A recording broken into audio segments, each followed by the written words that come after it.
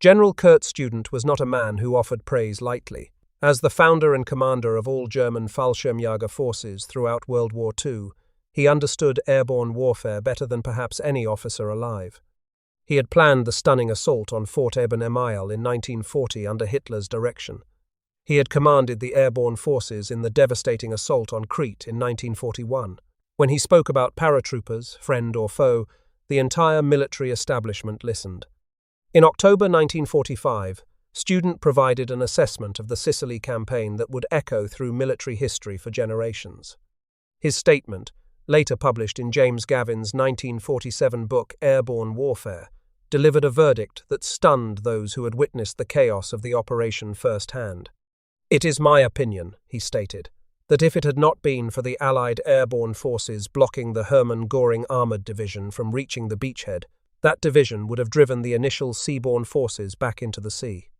I attribute the entire success of the Allied Sicilian operation to the delaying of German reserves until sufficient forces had been landed by sea to resist the counterattacks by our defending forces." This was Germany's senior paratroop commander crediting American paratroopers with saving the largest amphibious invasion in history to that point. But what made his assessment so remarkable was this. The American airborne operation he praised was, by every conventional measure of military planning, an absolute catastrophe. Navigation failures scattered paratroopers across 65 miles of southern Sicily. Barely 100 men reached the primary objective before dawn. The follow-up mission produced one of the worst friendly fire disasters in American military history. Yet somehow, this chaotic, bungled, scattered disaster became the operation that saved the invasion. This is the story of how everything went wrong and somehow worked anyway. This is the story of the 82nd Airborne Division in Sicily. The road to Sicily ran through the ancient city of Casablanca. In January 1943, President Franklin Roosevelt and Prime Minister Winston Churchill met in Morocco to chart the course of the war. The conference lasted from January 14th to January 24th, bringing together the combined chiefs of staff from both nations to hammer out the strategy that would carry the Allies through 1943 and beyond. The Americans, led by General George Marshall, wanted a direct thrust into France as soon as possible. Marshall believed that the quickest path to victory ran straight across the English Channel and into the heart of Nazi Germany. The British, led by General Alan Brooke, insisted the time was not right. The Allies lacked sufficient landing craft. They lacked air superiority over northern France. They lacked the trained divisions necessary to break through Hitler's Atlantic Wall fortifications. A premature invasion of France, Brooke argued, would end in catastrophe. Churchill's vision of attacking what he called the soft underbelly of Europe through the Mediterranean prevailed. The Prime Minister believed that striking Italy would knock Britain's oldest enemy out of the war, force Germany to divert divisions from the Eastern Front and France, and demonstrate to Stalin that the Western Allies were committed to offensive action against the Nazi regime. Sicily became the target. Capturing the island would divert Axis forces from other theatres, potentially knock Italy out of the war entirely, and reopen the Mediterranean to Allied shipping. Military planners estimated that securing the Mediterranean route would save approximately 50% in convoy losses, an enormous strategic advantage that could accelerate the entire Allied war effort. The operation that emerged from these deliberations was codenamed Husky. It would become the largest amphibious invasion in history to that point, dwarfing every previous Allied landing. The plan called for a two-army assault on southeastern Sicily. General Bernard Montgomery's British Eighth Army would land along the Gulf of Noto and the Pacino Peninsula on the eastern coast.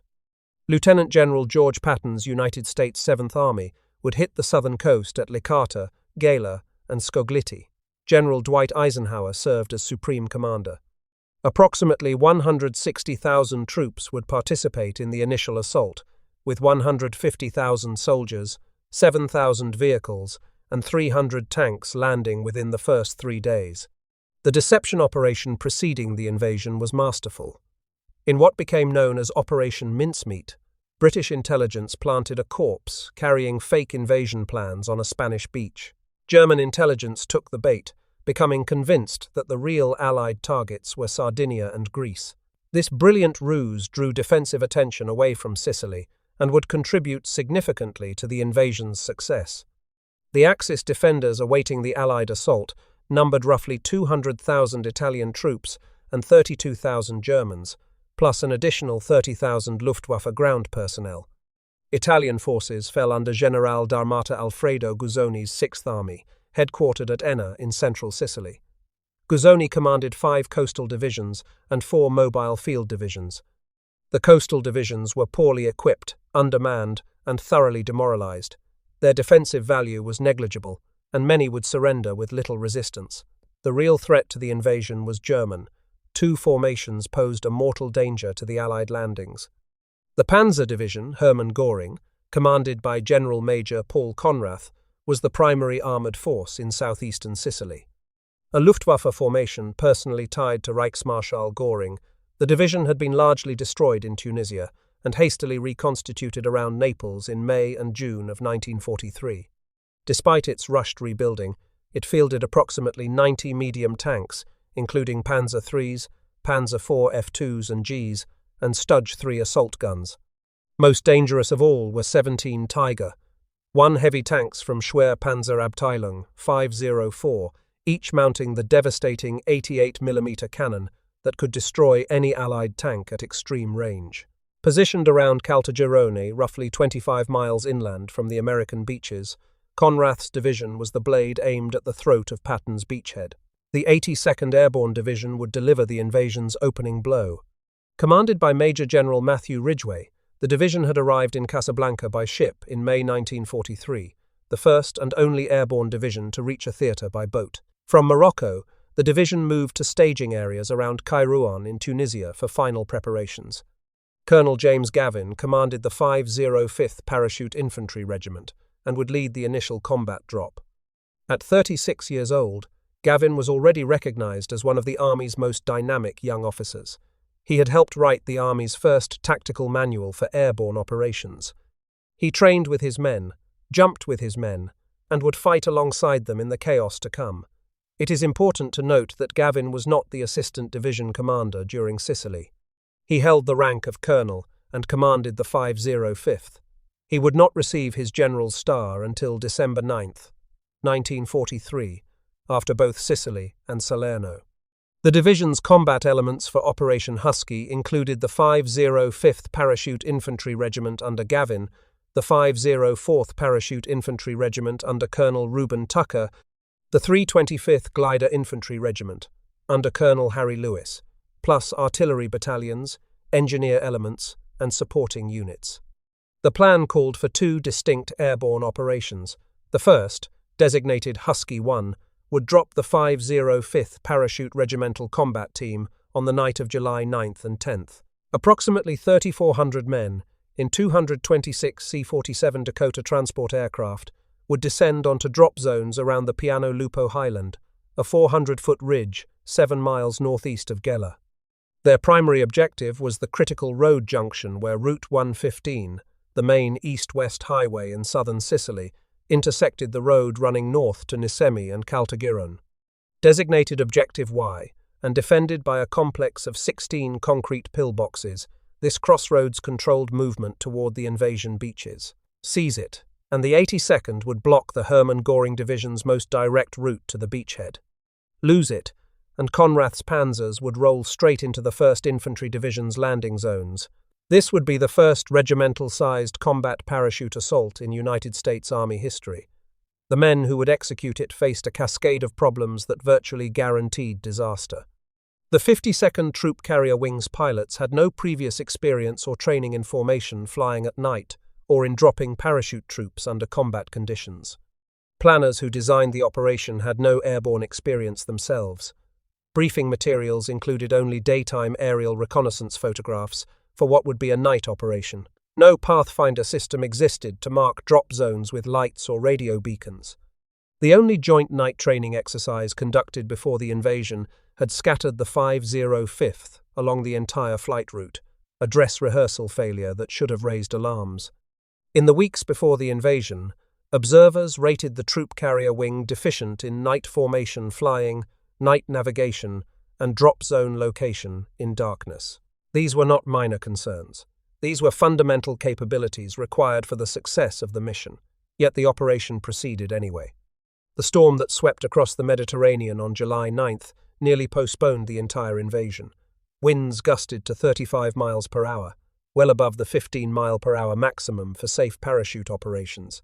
Standard training protocol called for cancelling any jump above 15 miles per hour. The sea churned with 12-foot swells that battered the invasion fleet. Many paratroopers were already weakened by dysentery contracted during their time in North Africa.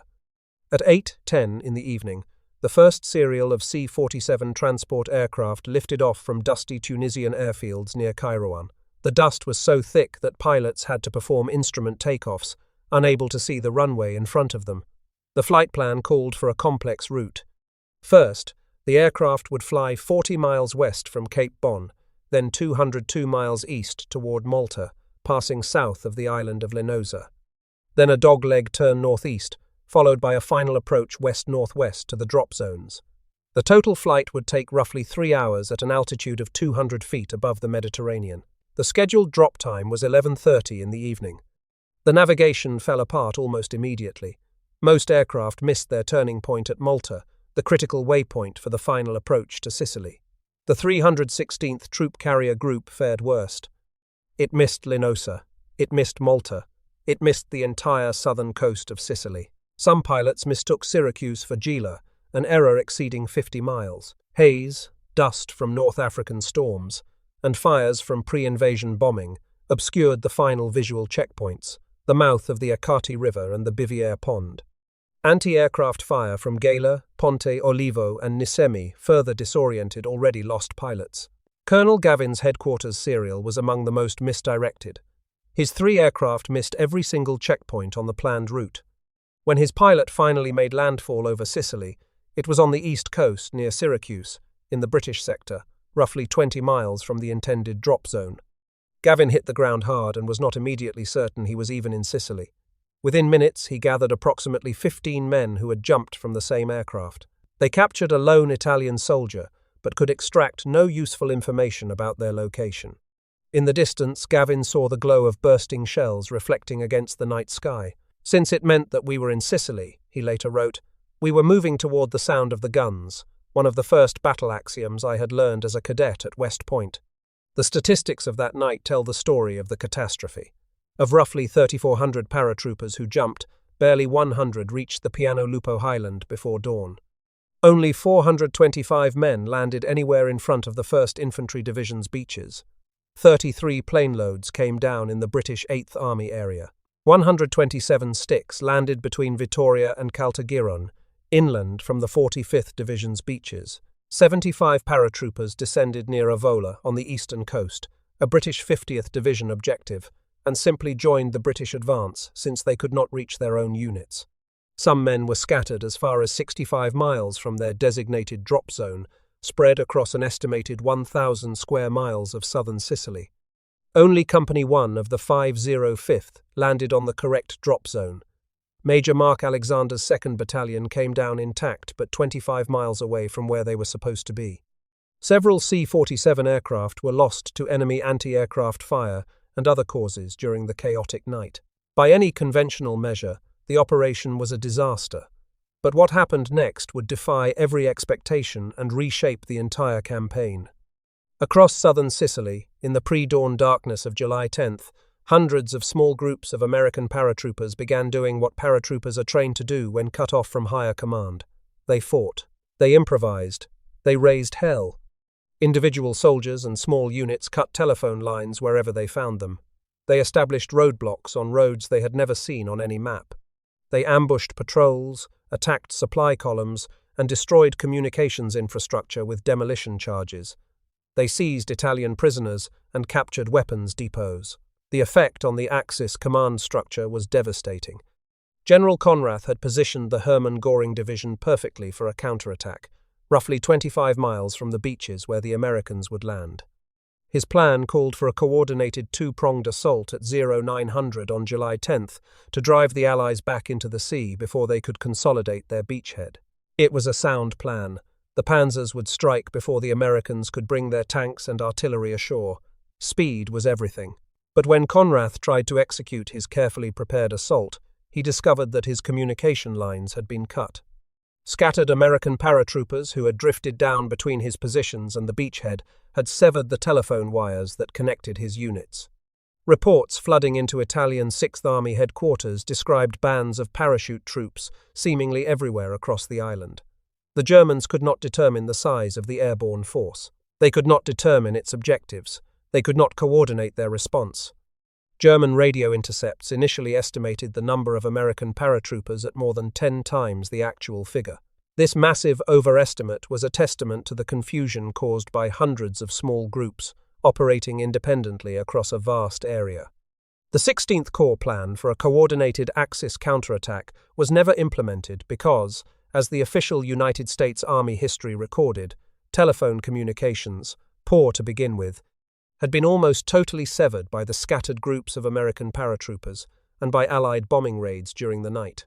Conrath's carefully planned assault, scheduled for 0900, did not launch until 1400. 5 critical hours were lost. His 2 task forces lost contact with each other. What was supposed to be a broad-fronted, massive, coordinated push against the Gila beaches devolved into a series of uncoordinated, independent thrusts by small Axis units at varying times and at various places. The element of surprise was gone. The momentum was lost. Conrath was furious with his own troops. He later issued a rebuke condemning panic, rumors of paratroopers behind every bush, and unauthorized retreats. Some of his men, he complained, came running to the rear, hysterically crying because they had heard the detonation of a single shot fired somewhere in the distance. The chaos sown by scattered American paratroopers had infected the German ranks with fear and confusion. Individual actions by named paratroopers illustrate the impact that small groups had on the enemy. First, Lieutenant H. Swingler, the 505th Headquarters Company commander, led roughly 40 paratroopers in attacking a pillbox-defended crossroads along the highway south of Vittoria. Captain James McGinnity gathered 85 men of Company G and seized the Ponte di Rillo bridge over the Acate River, a critical choke point that would have allowed German armor to bypass American positions. First, Lieutenant William Harris, captured by Italians shortly after landing, bluffed the Italian commander of Vittoria into believing a massive American force surrounded the town. The Italian garrison eventually surrendered when the 45th Division arrived to confirm what Harris had only pretended to be true. While scattered paratroopers sowed confusion across southern Sicily, the small number who reached their actual objectives fought the campaign's most consequential engagements. Captain Edwin Sayer, commanding Company A of the 505th, was among the few who landed near the correct drop zone. He gathered approximately 45 men in the darkness and immediately attacked the Italian garrison defending Objective Y, the Piano Lupo crossroads. Sayer personally led multiple assaults against the 16 pillbox complex, exposing himself repeatedly to enemy fire as he directed his men against each fortified position. His small force killed 15 defenders and captured 40 prisoners. The captured position yielded 20 machine guns and 500,000 rounds of ammunition, an arsenal that transformed his understrength company into a formidable defensive force. By 600, on July 10th, Lieutenant Colonel Arthur Gorham, known to his men as Hardnose, arrived with 30 men from his 1st Battalion headquarters. Together with Sayer's force, they reported to the 1st Infantry Division that this tiny band had seized the objective assigned to the entire 505th Parachute Infantry Regiment. The action earned Sayer the Distinguished Service Cross. The fighting at Piano Lupo intensified over 3 days. On July 10th, an Italian column from Nisemi pushed through the paratroopers' roadblock. Naval gunfire from the cruisers USS Boise and USS Savannah, along with the British monitor HMS Abercrombie, shattered the column between 10:47 and 11:08 in the morning. On July 11th, Gorham's paratroopers and elements of the 16th Infantry Regiment ran headlong into a Kampfgruppe of the Hermann Goring Division, launching a second day of counterattacks. When a bazooka team was killed while engaging a German panzer at point-blank range, Gorham seized the weapon himself. He loaded it and fired, setting the tank ablaze.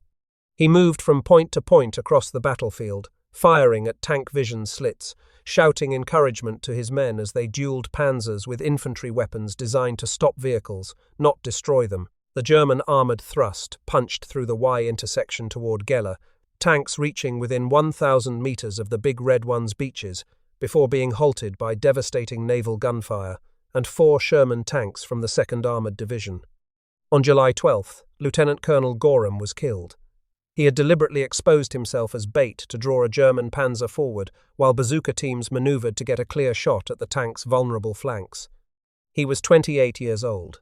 He received 2 posthumous Distinguished Service Crosses. General Ridgway wrote to his widow that his indomitable spirit acknowledged no odds.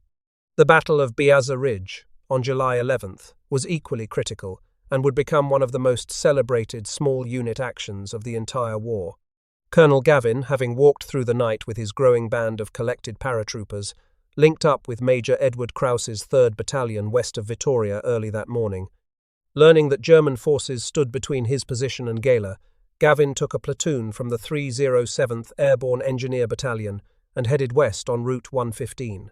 At approximately 0830, he reached a railway crossing about half a mile from Beaza Ridge, a 100-foot-high rise covered with olive orchards that controlled the road, linking the invasion beaches to Vittoria. German troops of the Hermann Goring Division were already on the ridge. Gavin ordered his engineers to take the position and sent runners to bring up every paratrooper they could find. His men pushed the Germans over the crest of the ridge and down the western slope. The Germans counterattacked with mortars, artillery and machine gun fire, forcing the Americans back. Company H fixed bayonets and charged into the enemy positions. The fighting became hand-to-hand as Americans and Germans grappled among the olive trees, and the paratroopers drove the Germans back once again. Then the Tigers arrived. Mark 6 Tiger I heavy tanks from Schwerpanzerabteilung 504 rolled forward with their 88mm cannons, firing at individual paratroopers from ranges where the Americans could not effectively respond. These were the most formidable tanks in the world in 1943, weighing nearly 60 tons and carrying frontal armor over 100mm thick. The lightly armed airborne troops discovered with horror that their bazooka rounds bounced harmlessly off the 60-ton monster's armor plating. The 2.36-inch rockets were designed to penetrate standard tank armor at close range, but could not defeat the Tiger's massive steel protection. Paratroopers watched in disbelief as their rockets struck Tiger hulls and simply ricocheted away, leaving nothing but scorch marks on the German armor. The full German force arrayed against Gavin's scratch formation included at least 700 infantry, an armored artillery battalion, and the Tiger Tank Company. This was the entire Eastern Task Force of the Hermann Goring Division, the very force that was supposed to drive the Americans back into the sea. Against this combined arms assault, Gavin had perhaps 250 lightly armed paratroopers, no tanks, no artillery heavier than mortars, and bazookas that could not penetrate enemy armor. Gavin's response was pure leadership. He deployed every man who could hold a weapon: engineers, clerks, cooks, truck drivers. He gathered scattered paratroopers and 45th Division infantrymen throughout the day. His declaration to his men became legendary: "We are staying on this ridge, no matter what happens." A mortar fragment nicked Gavin in the leg during the fighting. He refused evacuation and remained on the line. The defenders managed to capture 2 75mm pack howitzers that had been brought in by glider. They employed these guns as direct fire weapons against the tanks, aiming at targets they could see rather than using them as artillery. One howitzer knocked out an attacking Tiger with a direct hit. Gavin exploited a stone wall bisecting the ridge, targeting the vulnerable undersides of Tigers as the massive tanks reared up to cross the obstacle. Lieutenant Swingler came upon a Tiger sitting in the road with its crew standing outside the vehicle. He crept close enough to drop a grenade among them, killing the entire crew before they could react. It was the first Tiger captured during the engagement. By late afternoon, the situation was desperate. Ammunition was running low.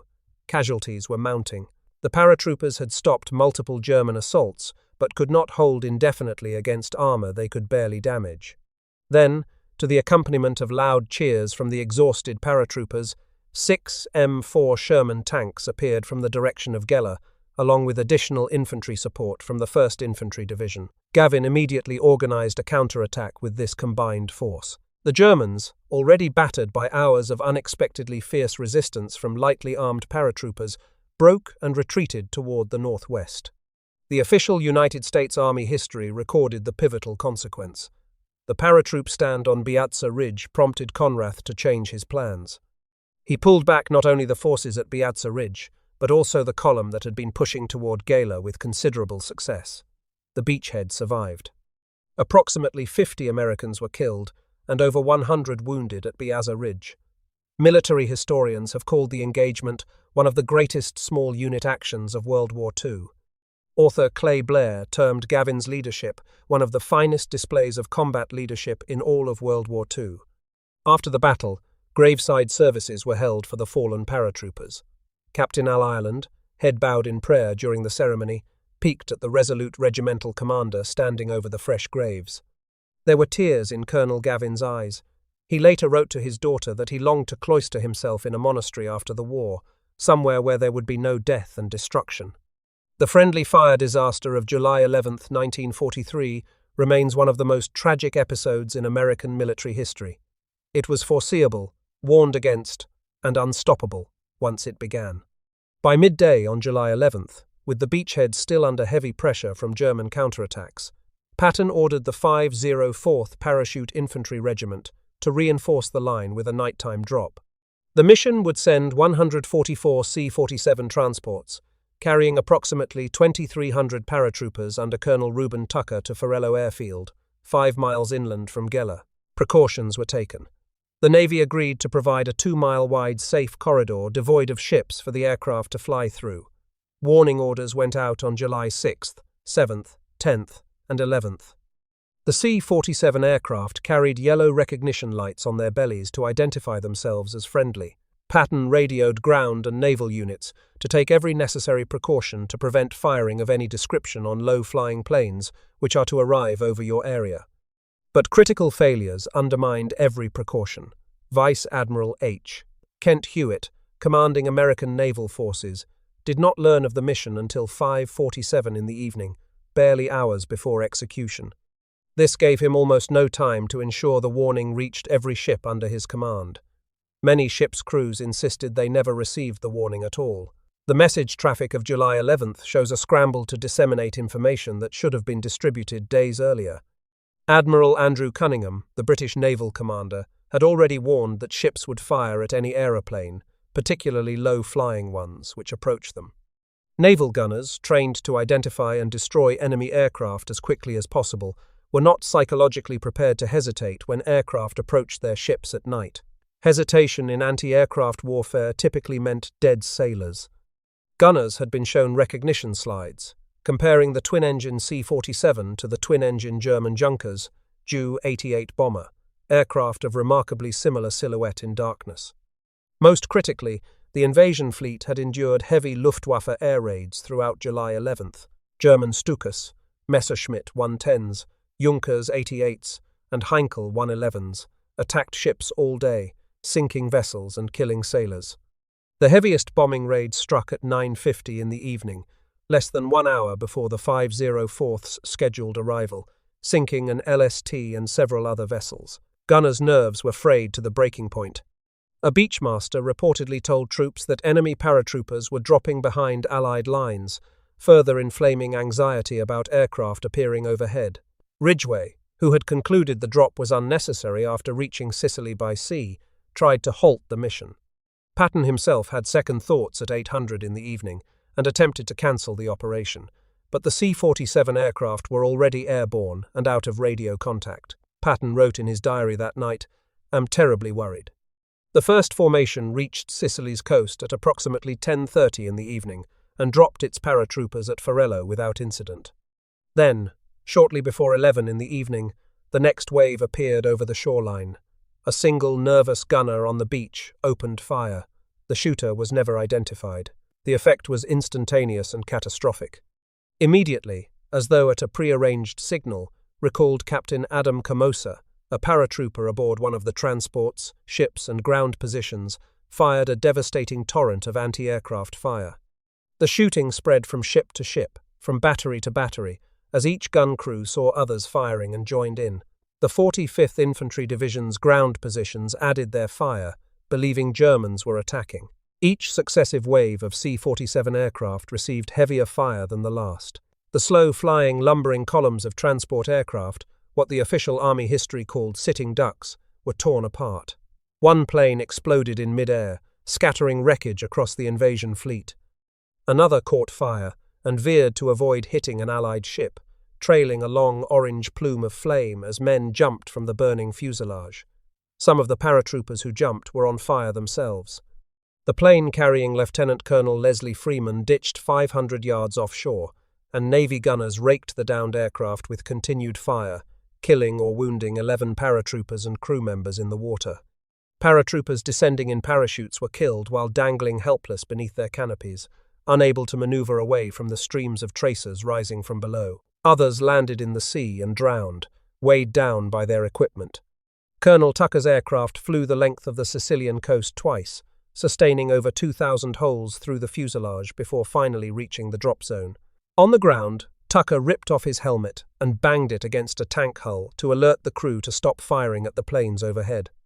Brigadier General Charles Kierans, Jr., the 82nd Airborne's Assistant Division Commander, was aboard a C-47 as an unofficial observer. His aircraft was hit by friendly fire, shells ripping through the floor and killing most passengers. The pilot crash-landed the burning plane in the water, approximately 400 yards from shore. Kierans survived the ditching and made it to the beach. The next morning, a sergeant saw him and spoke with him briefly. Kierans then went inland alone and was never seen again. His body was never recovered. The final toll was devastating. 23 C-47 aircraft were destroyed. 37 were heavily damaged. 8 were forced to return to Tunisia without dropping their paratroopers. The best verified casualty figures show 81 paratroopers of the 504th killed, 132 wounded, and 16 missing. 7 aircrew were killed, 30 wounded, and 53 missing from the 52nd Troop Carrier Wing. The total casualties approached 320 men. By morning, only 400 of the regiment's 2,300 paratroopers had reached the objective area. Planes limped back to Tunisia with blood on their floorboards and hundreds of bullet holes through their fuselages. The Allied Force Airborne Board investigation, completed on July 23rd, blamed everyone and no one. Transport pilots had deviated from prescribed routes. The German air raid immediately preceding the drop was an unfortunate circumstance but readily foreseeable. Ground commanders had failed to adequately alert their troops. Nobody had ensured that paratroopers and infantry shared the same passwords. The recognition lights went unseen or unrecognized in the chaos. The investigation's most damning conclusion was simply that the cumulative failures of communication, coordination, and discipline made the tragedy inevitable once the first gun fired. Eisenhower was shaken. The incident called the entire airborne idea into question for the Supreme Commander. Patton bore considerable blame, fairly or unfairly, straining his relationship with Eisenhower. Ridgway took the long view. "Deplorable as is the loss of life which occurred," he stated, "I believe that the lessons now learned could have been driven home in no other way." The German assessment of the 82nd Airborne's impact was far from unanimous. Kurt Student offered the most dramatic verdict.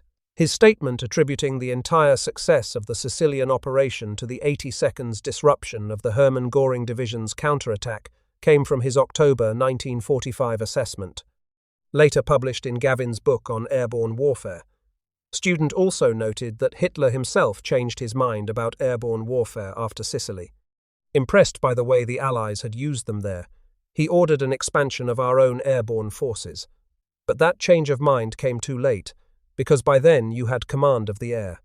Field Marshal Albert Kesselring, commanding all German forces in the Mediterranean, partially agreed with Student's assessment. He acknowledged that the paratroopers effected an extraordinary delay in the movement of our troops and caused large losses. Not all German officers shared this view. Helmut Bergengruen, a staff officer in the Hermann Goring Division, argued that the airdrops were made in rear of the Italian coastal divisions, but in front of the German units, and did not interfere with the conduct of the battle. He conceded only that the landings might have helped cause panic among Italian formations. General Major Walter Fries of the 29th Panzergrenadier Division similarly judged that since the paratroopers landed in front of the German positions, there was little prospect of their being able to intervene decisively. The documented evidence supports Student and Kesselring, rather than the dissenting staff officers. The 5-hour delay in Conrath's counterattack is established fact. The severing of Axis communication lines is confirmed in official records.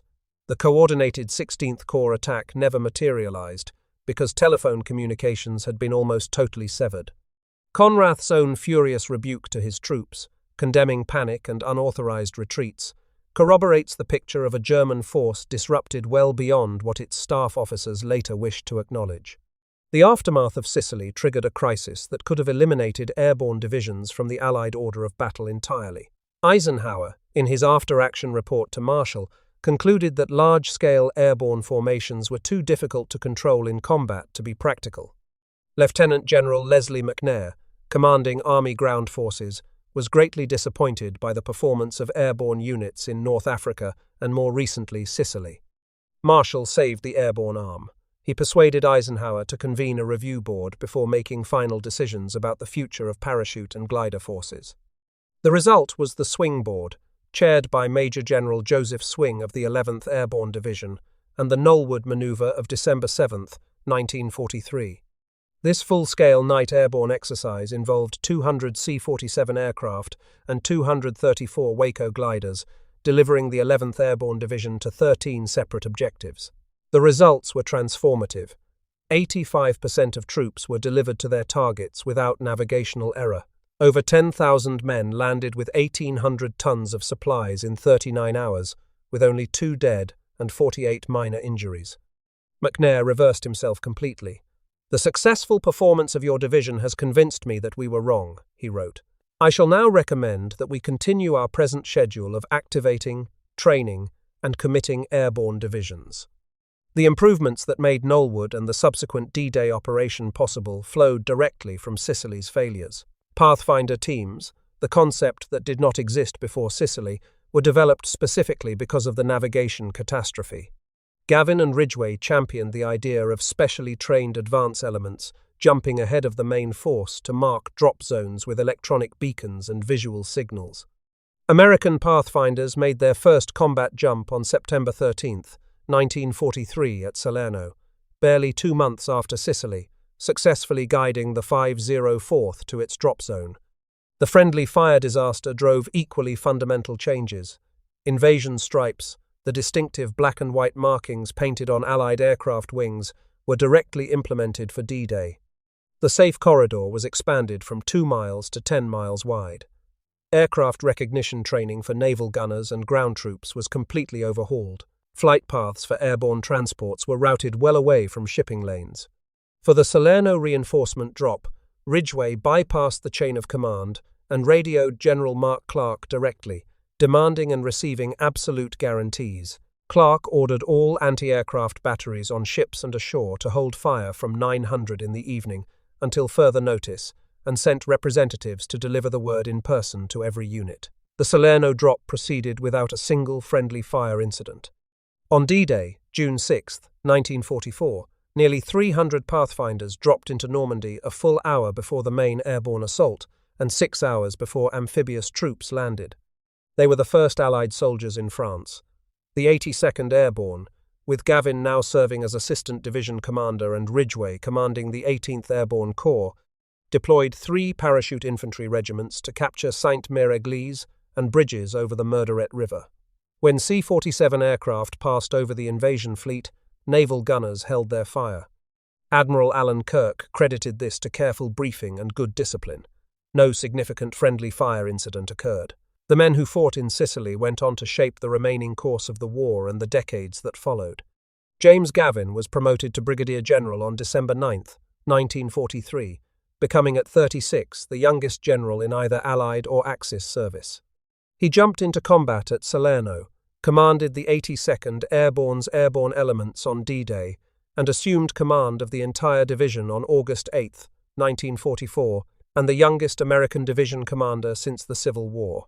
He led the 82nd through Market Garden, including the epic Waal River crossing at Nijmegen, the Battle of the Bulge, and the final advance into Germany, where he accepted the surrender of 150,000 troops of the German 21st Army and discovered the Wobbelin concentration camp. He made 4 combat jumps: Sicily, Salerno, Normandy, and Holland, the most of any United States general. After the war, he rose to Lieutenant General, served as ambassador to France under President Kennedy, and helped conceive the Peace Corps. He passed away on February 23, 1990, from complications of Parkinson's disease and was laid to rest at West Point. Matthew Ridgway parachuted into Normandy on D-Day with the 82nd, then took command of the 18th Airborne Corps. His most consequential post-Sicily achievement came in Korea, where he assumed command of the demoralized 8th Army in December 1950 after General Walker's death. He rallied the force, halted the Chinese advance, and launched successful counteroffensives that stabilized the peninsula. General Maxwell Taylor called it the finest example of military leadership in this century. Ridgway succeeded Eisenhower as Supreme Allied Commander Europe, then served as Army Chief of Staff from 1953 to 1955, clashing with the Eisenhower administration over defense cuts and presciently warning against American involvement in Vietnam. He passed away on July 26, 1993, at 98 years of age, and was laid to rest at Arlington National Cemetery. Reuben Tucker, who survived the friendly fire gauntlet with over 2,000 holes in his aircraft, went on to lead the 504th through some of the war's hardest fighting. At Salerno, when a general suggested withdrawal under heavy German pressure, Tucker replied, "Hell no, we have got this hill, and we are going to keep it." At Anzio, his regiment earned the nickname Devils in baggy pants from a captured German officer's diary entry describing his fear of American parachutists as less than 100 meters from my outpost line. At Nijmegen, Tucker's men made the legendary assault crossing of the Waal River in canvas boats under withering German fire. Gavin later called Tucker probably the best regimental commander of the war. Tucker rose to Major General after the war and served as Commandant of Cadets at the Citadel from 1955 to 1956 on active duty, and again from 1963 to 1968.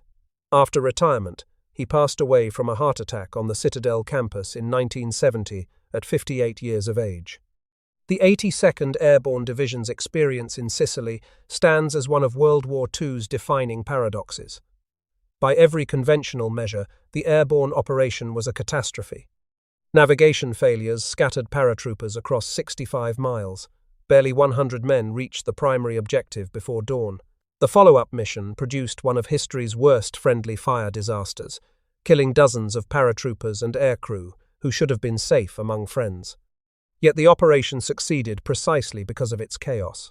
Scattered paratroopers, fighting in tiny groups across 1,000 square miles, severed Axis communications, delayed the critical German counterattack by 5 hours, convinced the enemy they faced 10 times their actual number, and held 2 critical ridgelines against tanks with little more than bazookas and raw courage. Students' assessment, while perhaps self-serving for the airborne concept he championed, aligns with the documented evidence. The Hermann Goring Division's counterattack, the most dangerous threat to the Allied beachhead, was delayed, disrupted, and ultimately broken. The price was steep.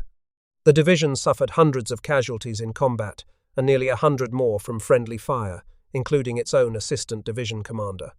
But the lessons extracted from that price, pathfinders, invasion stripes, fire control corridors, improved pilot training, electronic navigation aids, transformed airborne warfare from an experimental gamble into a decisive instrument that shaped D-Day and every major Allied offensive that followed. The men who fought on Piano Lupo and Biazza Ridge, who cut telephone lines in the darkness and bluffed Italian garrisons into surrender, who fixed bayonets against Tiger tanks and wept at the graves of fallen comrades, did not merely survive a botched operation. They demonstrated that the airborne soldier's greatest weapon is not the parachute or the bazooka, but the willingness to fight, isolated and outgunned, in the chaos between the plan and reality. Lieutenant Colonel Arthur Gorham died at 28, drawing enemy fire so his men could destroy a tank. Brigadier General Charles Kierans survived the crash of his transport only to vanish into the Sicilian countryside, lost forever. Captain Edwin Sayer and 45 men seized an objective meant for an entire regiment. Colonel James Gavin stood bleeding on a ridge, tears in his eyes at a burial service, yet refusing to yield 1 inch of ground. Kurt Student, the father of German airborne forces, understood what these men had accomplished. He attributed the entire success of the Allied Sicilian operation to their actions. He recognized that a disaster on paper had become a triumph in practice, and his assessment, rendered by an enemy who had every reason to minimize American achievements, remains the most striking verdict on what the 82nd Airborne accomplished in those chaotic July nights of 1943. They did not execute the operation as planned. They did something far more remarkable. They improvised victory from catastrophe. They proved that trained men with initiative could overcome any obstacle, even the failure of their own operation. They wrote lessons in blood that would save thousands of lives on the beaches of Normandy less than a year later. And they earned, from their most capable enemy, praise that echoes through military history to this day. Germany's senior paratroop commander said the 82nd Airborne saved all of Sicily. He was right.